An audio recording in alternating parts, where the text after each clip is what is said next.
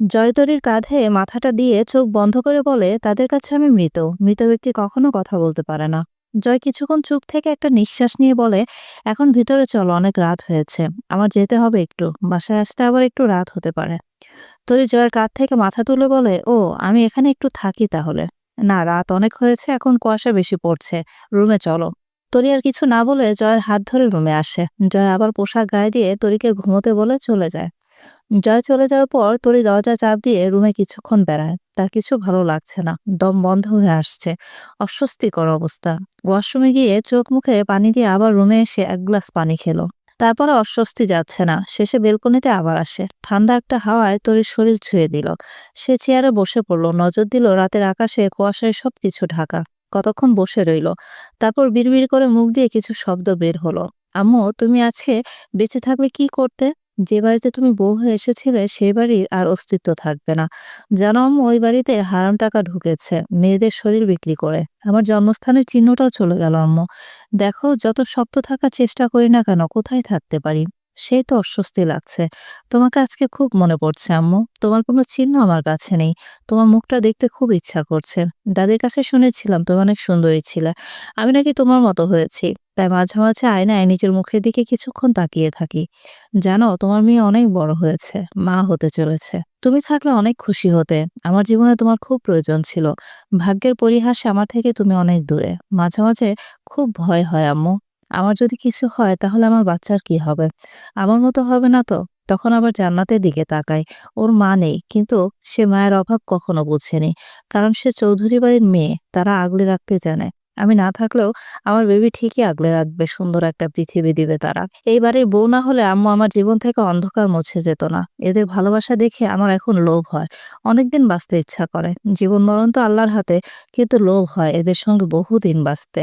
বহুদিন আল্লাহ যদি আমাকে বাঁচিয়ে রাখে। দেখো আম্মু, তোমার সংসারটা ছারখার হয়ে গেল। না সংসারটা পেলে না, না বাড়িটা পেলে। থেমে আবার বলে, আম্মু, আমার শরীরের এই অবস্থা আব্বু জানে না। আমি না হয় তখন রাগের বশে অনেক কিছু বলেছি। সে একবার মেয়ের মুখ দেখতে চাইলো না। এই পৃথিবীতে এর চেয়ে কষ্টদায়ক কি আছে আম্মু?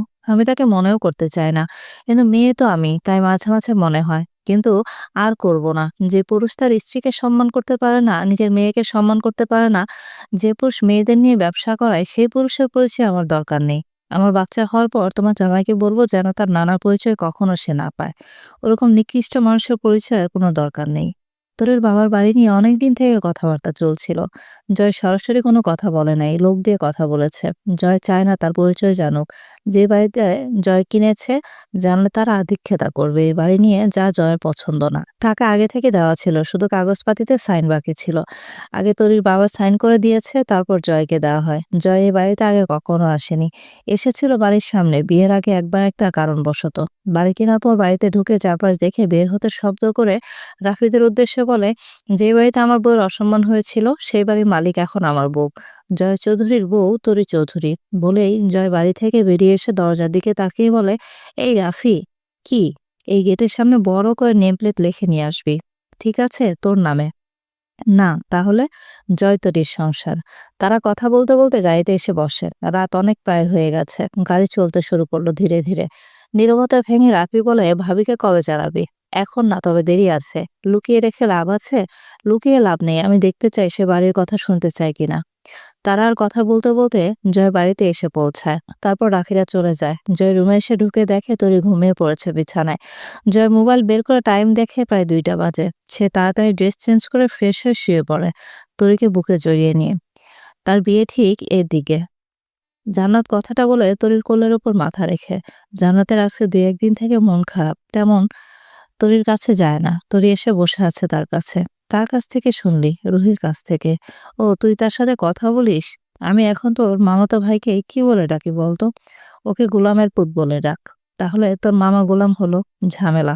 কান্নাকাটি করে মুখের অবস্থা কি করছিস? আমি রোহান ভাইকে খুব ভালোবাসি, তার অন্যখানে বিয়ে ভাবতে আমার দম বন্ধ হয়ে আসে।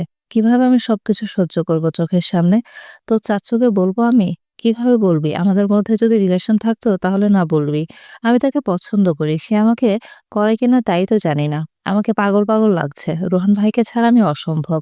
কিভাবে তাকে বোঝাবো যে তার রাগ ঘন্টায় ৫টা কথা বলে মনে হয়? জান্নাত আসবো?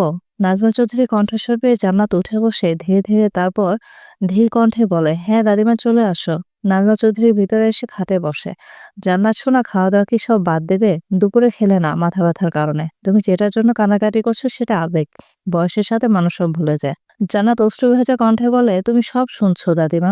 জি শুনেছি, তোকে একটা গল্প শোনাই। তোরে জান্নাত